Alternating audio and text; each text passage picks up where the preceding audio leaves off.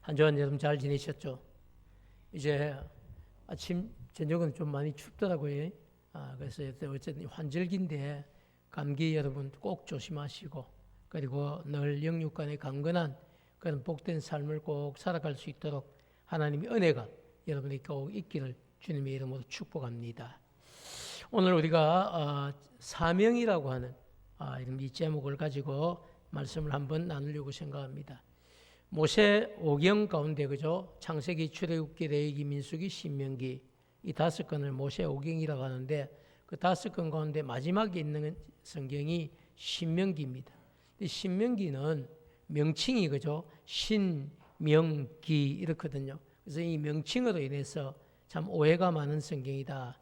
왜냐하면 일반적으로 우리가 빨리 생각할 때에 모세 오경 가운데 마지막 자인 마지막 성경인 이 신명기의 신자를 어떻게 생각하냐면 보통 이렇게 하나님을 가리키는 신을 가리키는 신자를 많이 생각하는데, 그래서 신의 명령을 기록한 책이다 이렇게 생각을 많이 합니다. 그렇지만 신명기라고 하는 이 책자를 한자어로 그죠? 우리가 딱 정확하게 살펴보면 이 거듭 우리가 이제 보통 납신이라고도 이렇게 이야기하고요. 아니면 별신이라고도 이야기를 해요.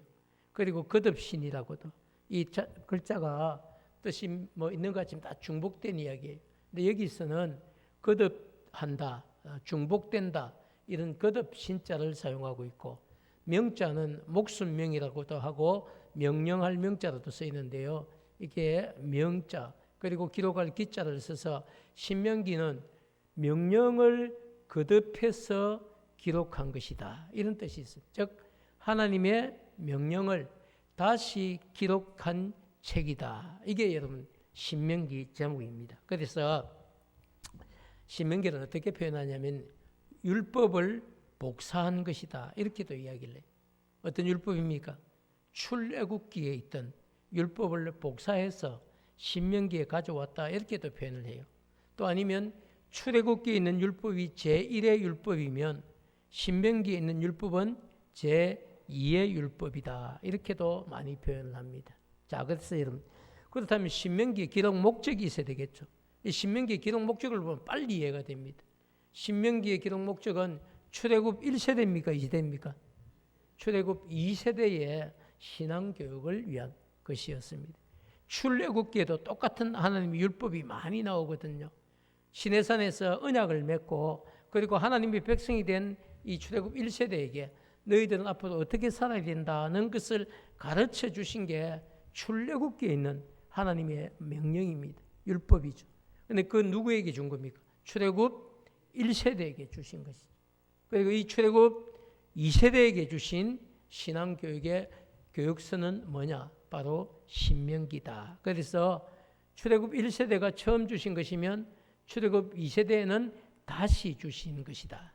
그래서 재교육이다 이렇게 볼 수가 있습니다. 우리 교회도 그죠? 사실은 뭐 바이블 키를 쭉 하다가 지금 중단되어 있는데 그죠? 바이블 키 1기 학생들하고 2기 학생들하고 대상자는 다르거든요. 지금 내용은 어떻습니까? 같은 교재 아닙니까? 그죠? 같은 교재를 가지고 바이블 키 1기, 2기, 3기, 4기를 배출하고 이제 또 내년에는 바이블 키 5기를 지금 모집하려고 기도 중에 있는데요.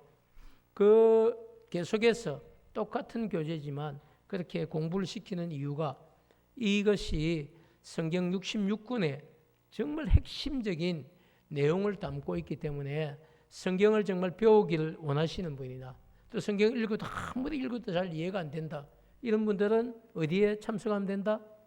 바이블 키에 여러분 거기에 교육에 참석하면 창세기부터 요한계시록까지 66권의 성경을 우리가 다 배울 수가 있죠. 아마 1, 2, 3, 4기를 하신 분들은 무슨 말을 하는지 좀 이해가 되실 겁니다. 그래서 혹시라도 궁금증이나 호기심을 가지고 있는 분들은 바이블키 5기에 등록을 하시면 여러분의 인생에 정말 66권의 성경을 한 번은 정확하게 읽고 그리고 배울 수 있는 귀한 기회가 될 줄로 믿습니다. 그처럼 여러분 이제 신명기 기록 목적은요, 이 출애굽 2세대의 신앙교육이었습니다. 왜냐하면 출애굽 이 2세대의 구성원들을 보면요, 출애굽 1세대 백성 가운데 20세 미만의 백성은 있기는 합니다. 그렇지만 이들보다 더 많은 사람이 누굽니까? 이제 광야에서 태어나고 광야에서 자라난 사람들이 출애굽 2세대입니다. 이들이 훨씬 더 많아. 시간을 봐도 그죠? 하나님께 출애굽 1세대를 이렇게 광야에서 다 데려가실 때에 20세 미만의 남자들은 살려놓으셨거든. 그렇기 때문에 20세 미만의 그 남자들이 장성해서 40년이 흘렀어요. 그럼 이제 얼마가 되었겠습니까? 그 사람들이 41살에서 60살 정도가 되었겠죠. 그런데 그 밑에 한 살부터 어떻게 보면 40살까지 이 40년 동안 광야에서 있는 동안에 출애굽 2세대는요.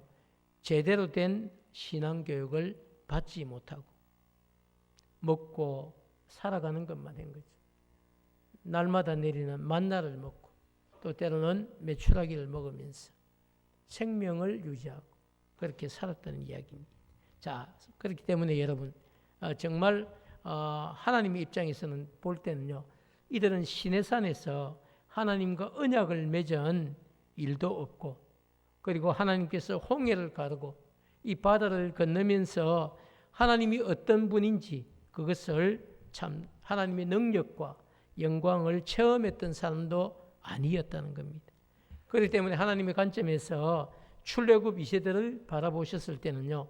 출애굽 이 2세대의 신앙교육은 해도 되고 하지 않아도 되는 그런 선택적인 교육이 아니라 반드시 해야만 되는 필수적인 교육이 바로 모세를 통한 이 신명기 교육이었습니다. 그래서 하나님은 120세가 되어서 지금 임종을 어떻게 보면 앞두고 있는 지도자 모세에게 마지막으로 이렇게 출애굽 2세대를 신앙교육을 시키라고 하는 사명을 그에게 부여하셨고 또 모세는 그 사명을 마지막으로 감당하고 하나님의 품에 안기게 되죠. 자, 여러분 모세가 출애굽 2세대를 불러서 그죠? 신앙교육을 시행했던 시점이 중요한데요. 시점이 이 출애굽 2세대 백성들이 약속의 땅 가나안에 들어가기 바로 2달 열흘을 앞둔 때였다는 사실입니다. 그래서 우리가 3절 말씀을 보면 정확하게 나타나는데요. 3절을 한번 같이 읽겠습니다. 시작. 40째 해 11째 달 그 달 첫째 날에 모세가 이스라엘 자손에게 여호와께서 그들을 위하여 자기에게 주신 명령을 다 알렸으니. 자, 그렇죠. 여러분 출애굽을 하고 40년째가 된 거예요. 출애굽을 하고 40년째 11달 11월 그달 첫째 날 1일 40년 11월 1일 되었다는 이야기입니다. 자, 여러분 이 40년 11월 1일 되는 그때 그죠? 모세가 이스라엘 백성들을 다 불러 모았어. 과거 호렙산이죠. 시내산에서 하나님께서 출애굽 1세대와 맺은 언약이 어떤 것인지 그리고 반드시 지켜야 될 계명은 어떤 것인지 이런 것들을 출애굽 2세대에게 다 가르쳐 주었다는 사실을 기록하고 있습니다. 그래서 신명기는 그죠? 이렇게 선포하고 34장이 사실 나중에 보면 알게 되겠지만 딱 3편의 설교로 되어 있어요. 한 편 설교 끝나고 다시 또 2편 설교하고 끝나고 3편 설교하고 그리고 마지막 모세가 죽음을 앞두고 유언을 하고 그리고 끝나는 게 신명기의 내용입니다. 시간적으로 보면 한 석 달밖에 안 걸리는 이야기예요. 자, 여러분. 그런데 그래서 하나님으로부터 그죠? 출애굽 2세대 백성들을 제대로 가르쳐서 약속의 땅으로 입성하게 하라고 하는 이 사명을 부여받은 모세는요. 과거 지금 요단 동편에 그죠? 모압 평지, 이 점령지죠. 이 요단 동편에 모압 평지를 다 점령하고 그곳에서 출애굽 2세대 백성을 다 불러 모으는 겁니다. 왜? 요단강만 넘어가면 어디입니까? 약속의 땅 가나안이거든. 그곳에서 불러 모아놓고 저 요단강 건너 약속의 땅 가나안을 하나님이 너희들에게 주실 것이다. 이러면서 신앙교육을 거기서 시킵니다. 들어가기 전에 반드시 이것만은 알고 들어가야 된다. 그게 신명기 내용이에요. 신명기는 1장부터 그죠? 34장까지 꼼꼼히 살펴보면요. 모세가 했던 첫 번째 설교, 그리고 두 번째 설교, 그리고 세 번째 설교. 이게 큰 핵심이에요. 그리고 마지막 모세가 자기가 이제 죽음을 앞두고 그 백성들에게 유언을 하는 이런 내용들입니다. 자, 그래서 신명기에 소개된 그죠? 이 하나님의 말씀을 여러분이나 저나 오늘 말씀을 꼼꼼하게 한번 듣고 출애굽 2세대뿐 아니라 오늘 21세기를 살아가고 있는 저와 여러분도 오늘 설교가 그죠? 어떤 교훈을 우리에게 주는지 깨닫고 그것을 지켜 행할 수 있는 우리 모두가 되기를 축복합니다. 여러분 오늘 본문 말씀 가운데 우리가 주목해야 될 말씀인데 2절 말씀인데 2절을 한번 보겠습니다. 2절을 보면요. 호렙산입니다. 이게 시내산이에요. 이 호렙산에서 세일산을 지나서 가데스 바네아까지 10하루길이었더라. 이게 너무 중요한데요. 2절 말씀을 보면 여러분 이 정확하게 10하루길이라는 사실을 우리에게 밝히고 있는데요. 호렙산은 이스라엘 백성들이 출애굽한 이스라엘 1세대 백성들이 하나님과 언약을 맺고 그리고 두 돌판에 십계명을 기록한 계명을 받았던 산입니다. 너희는 나의 백성이 되고 나는 너희의 하나님이 될 것이다. 이 공식적인 언약을 맺었던 산이 바로 호렙산입니다. 여러분이 알고 있는 시내산이죠. 그런데 여러분 그 호렙산에서 12명의 정탐꾼을 파송하고 그리고 돌아온 이 그저 정탐꾼들로부터 약속의 땅에 대해서 어떤 땅이다는 것을 보고를 받았던 곳이 어디냐면 가데스 바네아입니다. 거기까지 10하루길이었다는 겁니다. 자, 제가 지금 여러분 이야기하려는 진짜 중요한 이야기인데요. 출애굽 1세대가 약속의 땅으로 가기 위해서 애굽에서 탈출해서 계속 행군을 해가는 겁니다. 근데 약속의 땅 가나안에 인접한 지역까지 지금 다가갔었다는 얘기를 하고 있습니다. 너무 제가 궁금했어요. 제가 좀 더 구체적으로 알아보았는데 시내산에서 가데스 바네아까지는 그 거리가 직선 거리로 따지면 264km. 264km. 그래 먼 곳이 아니에요. 당시에 이스라엘 백성은 젊은 군인들만 있었으면 만약에 이거 뭐 한 5세, 6세만 가면 되는. 그런데 남녀노소가 다 있고 심지어 가축대까지 데리고 행군을 해야 되는 겁니다. 그러다 보니까 광야에서 하루 걷는 길이 평균 24km 정도. 그래서 여러분 계산을 해보면 264km 나누기 24km입니다. 그럼 며칠이 됩니까? 11일이 됩니다. 10하루길이에요. 하루에 24km씩 걸어서 10하루길을 걸어갔다는 겁니다. 거기 호렙산에서 여러분 언약을 맺은 이 산에서 가데스 바네아 이 12명의 정탐꾼을 파송했던 가데스 바네아까지 10하루길밖에 안 되는 거예요. 그런데 여러분 더 정말 그거한 것은요. 이 가데스 바네아에서 80km만 더 전진을 하면 약속의 땅 가나안 땅의 남부 지역, 경계 지역인 브엘세바가 있었다는 겁니다. 여러분 이 무슨 얘기죠?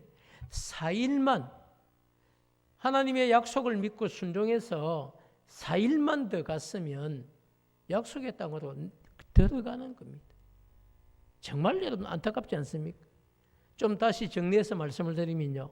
출애굽 1세대의 이 백성들이 이 가데스 바네아에서 여호수아와 갈렙 이 두 정탐꾼들의 보고를 듣고요. 약속의 땅으로 행진을 했더라면 얼마나 좋았을까? 얼마나 좋았을까? 그런 생각이 들었어요. 믿음 없는 이 10명의 정탐꾼들의 보고를 듣고 어리석은 선택을 하지 않았더라면 얼마나 좋았을까? 얼마나 좋았을까? 여호수아와 여러분 갈렙 이 두 사람이 목숨을 걸고 그죠? 가나안 땅에 살고 있는 거인족들을 두려워하지 말고 그들보다 더 강하고 능한 하나님의 약속을 믿고 약속의 땅을 향해 전진하자고 했을 때에 그들의 이야기에 귀를 기울이고 믿음의 선택을 해서 4일간만 더 행군을 했더라면 얼마나 더 좋았겠습니까? 그렇게만 여러분 했더라면 출애굽 1세대 이 백성들은요. 광야에서 40년이라고 하는 이 세월을 방황하지 않고 40년 전에 이미 하나님께서 주신 그 땅에 들어가서 행복한 삶을 살고 있었을 텐데 그런 여러분 안타까움과 아쉬운 마음이 들었어요.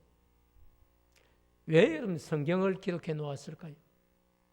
왜 이런 안타까운 이야기들을 왜 하나님이 그저 성경을 읽을 때 좋은 이야기만 했으면 우리가 얼마나 좋을까요?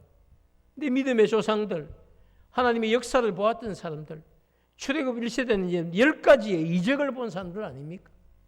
아마 저와 여러분 그 중에 한 개만 봤어도 홀라당 넘어와서 예수님 진짜 잘 믿을 거예요. 그런데 10번을 다 봤는데도 불구하고 여러분 이들은 결정적인 순간에 하나님의 약속보다 누굴 더 믿는 겁니까? 자신들과 함께 자신들이 지파에서 뽑아서 보냈던 믿음 없는 인간적인 생각이 똑똑한 여러분 이런 정탐꾼들, 자기의 지도자들을 더 믿었다는 사실입니다. 그래서 그 결과가 어떻습니까? 결국은 진노하신 하나님께서 그 자리에서 이 백성들을 다 몰살시키려고 하다가 모세의 중보 기도를 들으시고 하루를 정탐한 하루를 1년으로 쳐서 40년간 광야에서 유리방황하다가 죽어가게 된 거예요. 사랑하는 여러분, 그래서 성도의 삶에 있어서 정말 중요한 것이 무엇일까? 이런 생각을 해봤어요.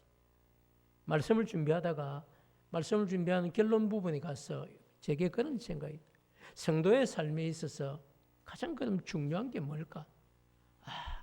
시대를 거슬러 올라가도 후회하지 않는, 시간이 지나도 우리가 후회하지 않을 수 있는 그런 복된 선택을 하는 것이 너무너무 중요하다.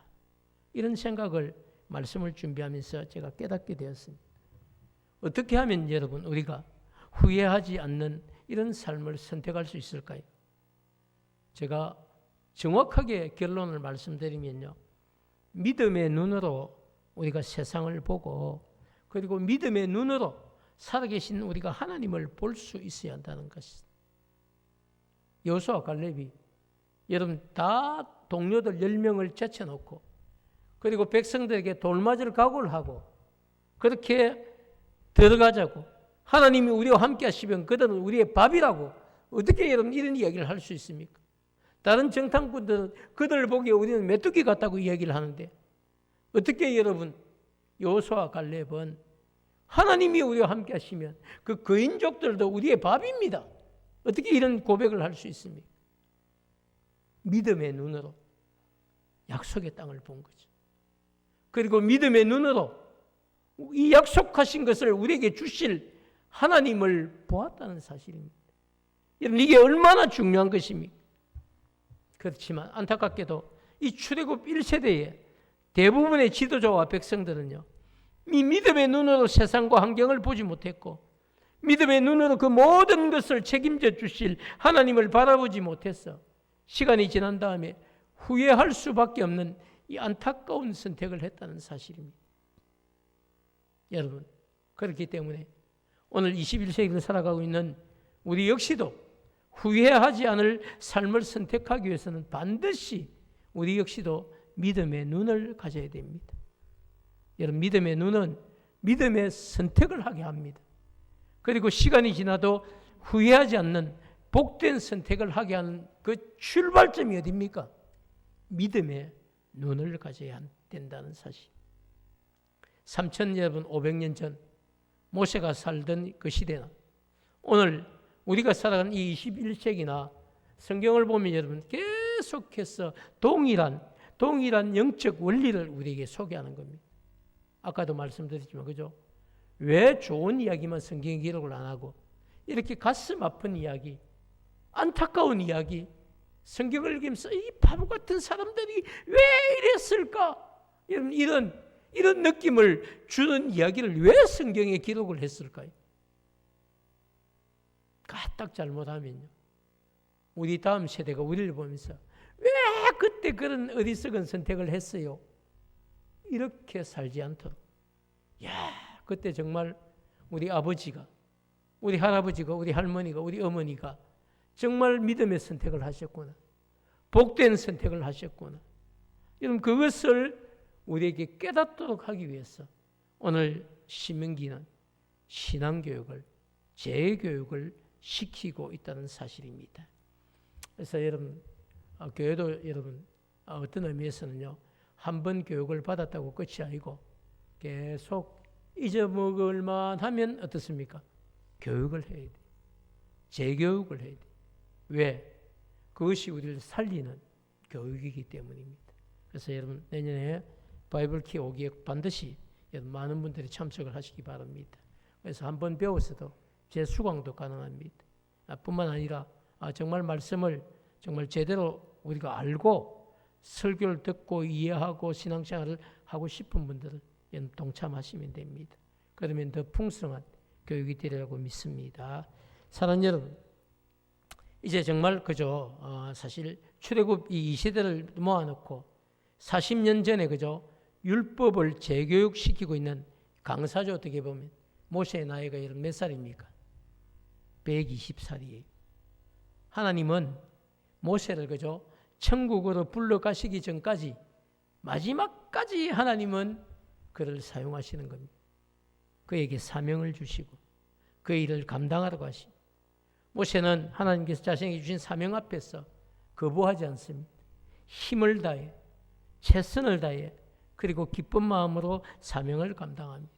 마치 그저 40년 전에 그가 80세 때에 시내산에서 출애굽 1세대에게 정말 율법을 전했던 그 열정을 가지고 그때처럼 40년이 지나서 지금 120살이 된 지금에도 이 모압 평지에서, 약속의 땅이 건너편에 바라보이는 이 모압 평지에서 하나님께서 부여하신 그 사명을 감당하고 있습니다. 강을 건너면 약속의 땅이, 그 약속의 땅을 바라보면서 지금 여기서 마지막으로 자신의 죽음을 앞두고도 하나님께서 부여하신 사명을 감당하고 있습니다. 사랑하는 여러분, 사명이 그런 거예요. 어떤 분들은 그죠? 아이고 이제 내가 나이가 70이 넘어서 은퇴를 했으니까 이제 내 마음대로 살아도 된다, 이런 생각을 혹시 하신다면 아닙니다. 하나님의 백성은요, 교회에서는 정년 은퇴가 있지만 하나님 앞에서는 은퇴가 없습니다. 우리를 불러가실 그 순간이 은퇴예요. 그 때문에 우리 연세가 조금 드신 그죠? 우리 장로님들이나 뭐 근사님들이나 집사님들은 아이고 내가 나이도 많은데 이제 은퇴도 했는데 이러시면 안 됩니다. 절대로 안 됩니다. 그건 교회에서 법적으로 은퇴를 한 거지 하나님 앞에서 여러분 은퇴를 한 게 아닙니다. 하나님께서 여러분에게 생명 주신, 생명이 다하는 순간까지 복음을 위해서, 주님의 몸된 교회를 위해서 또 여러분은 쓰인 바가 다 있다는 거죠. 그래서 내게 주신 사명이 무엇일까? 그 사명을 여러분 기도하는 가운데 꼭 발견하고 그 사명을 감당할 수 있는 우리 여러분들이 꼭 되시기를 주님의 이름으로 축복합니다. 사랑하는 여러분, 하나님께서 내게 주신 사명이 있다는 것은요, 그 자체가 큰 기쁨입니다. 왜냐하면 사명은 하나님의 나라를 위해서도 유익한 것이고요. 그리고 또 내 삶에 아직 사명이 있다는 것은 그것 자체가 유익한 것이기 때문입니다. 사명 없이 어떻게 살겠어요? 사명 없이 여러분 우리가 어떻게 무엇을 할 수 있습니까? 오늘도 우리가 이부 예배를 드리지만 그죠? 반주자도 다 사명을, 방송팀도 사명을, 찬양팀도 사명이 있기 때문에 서서 그죠? 열정을 다해. 다 사명. 수전을 해도 여러분 사명이고요. 다 우리가 오늘 하지만 식당 봉사를 해도 다 사명이고, 사명을 가지고 주의 일을 감당하는 겁니다. 하나님의 나라는 주신 사명을 감당하면서 여기까지 하나님의 나라가 유지되어 온 겁니다. 그리고 지금도 그죠? 주신 사명을 감당하면서 주님의 몸된 교회는 여러분 정말 현재 진행되어 가고 있어요. 그렇기 때문에 여러분에게 주신 사명을 잘 감당하시고 하나님께 쓰임을 받는 이 기쁨과 감사가 넘치는 복된 가정이 되고 교회가 되기를 축복합니다. 여러분 신약성경 제가 히브리서 11장을 너무 좋아하거든요. 히브리서 11장 믿음장이기 때문에 히브리서 11장을 보면요, 정말 우리의 모델링이 되는 많은 믿음의 사람들이 등장합니다. 제가 그래서 말씀을 다 준비해 놓고 신약성경 히브리서 11장을 한번 다시 몇 번을 읽어보니까 그죠? 오늘 우리 본문에 등장하는 모세도 히브리서 11장에 등장을 해요. 근데 모세 이전에 그죠? 노아라는 사람이 있어요. 노아는 어떻게 표현했냐면 노아는 아직 보이지 않는 일에 경고하심을 받아 방주를 준비하는 사명을 감당하고 그리고 의의 상속자가 되었습니다. 노아 이전에 아담 이후에 그죠? 모든 세상은 노아 이전까지만 있는 거예요. 다 하나님이 물로 심판하신. 그리고 노아 이후에 새로운 출발이 되어지는. 그래서 노아가 아브라함이 그죠? 어떻게 보면 우리 인류의 대표라면요. 노아는 의의 상속자의 대표입니다. 노아로 말미암아 의의 상속자가 되었다라고 이야기. 그리고 노아뿐 아니라 여러분이 잘 알고 있는 아브라함도 이삭도 야곱도 자신들에게 주신 사명을 여러분 감당하고 살면서 무슨 명칭을 받게 됩니까? 믿음의 조상이 되었어. 그냥 된 것 아니에요. 다 시대마다 사명을 감당하고 의의 상속자가 되고 믿음의 조상이 된 거예요. 그 외에도 여러분 계속해서 우리가 히브리서 11장을 보면 뒤에 나타나는 사람들이 12명의 사사들의 이름이 쭉 바로 나타나요. 그리고 사무엘 선지자까지 다 자신들에게 주어진 사명을 감당했던 사람들. 결국 믿음의 장이라고 우리가 이야기하는 그 믿음장을 들어가서 꼼꼼하게 읽어보면 믿음으로 이렇게 되어 있지만요. 사실은 제가 볼 때는 믿음으로도 맞는데 사명을 감당함으로 그렇게 여러분 성경을 읽어도 전혀 어색하지 않습니다.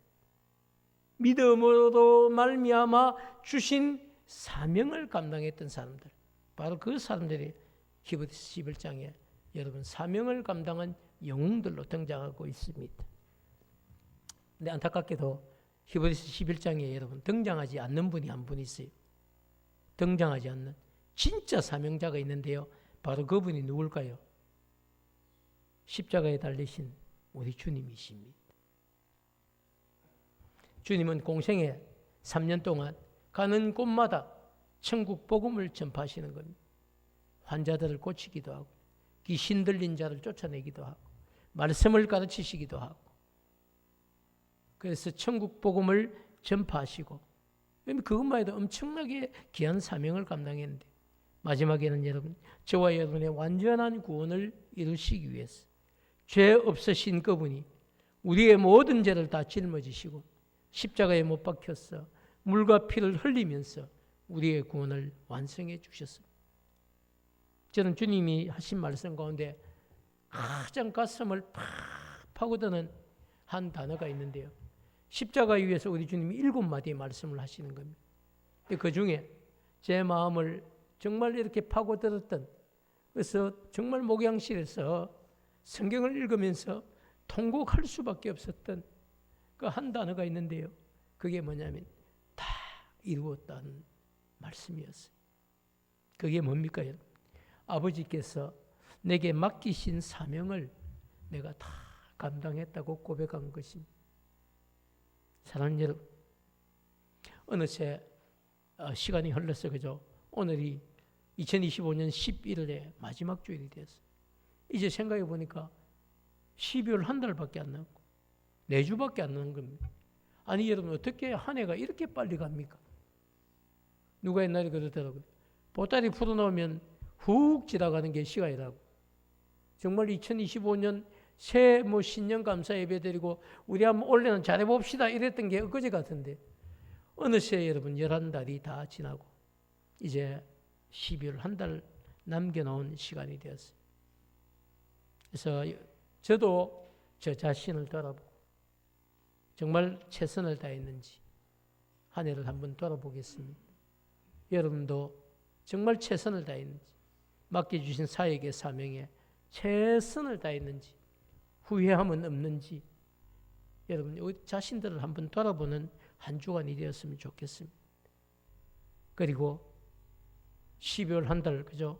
주신 사명을 끝까지 잘 감당하고 그래서 다가올 2026년 새해를 함께 맞이할 수 있는 그런 은혜가 있기를 축복합니다.